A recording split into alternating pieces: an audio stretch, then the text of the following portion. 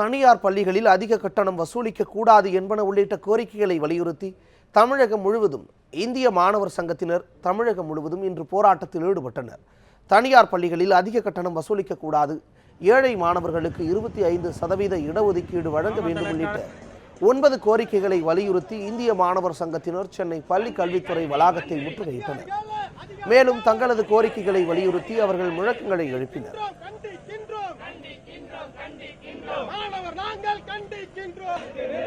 இதேபோல் மதுரை மாவட்ட முதன்மை அலுவலகம் முன்பாக இந்திய மாணவர் சங்கத்தினர் தங்களது கோரிக்கைகளை வலியுறுத்தி ஆர்ப்பாட்டம் நடத்தினர்.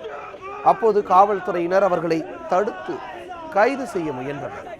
இதனால் இருதரப்பினருக்கும் இடையே தள்ளுமுள்ளி ஏற்பட்டது. பின்னர் அவர்கள் கைது செய்யப்பட்டனர்.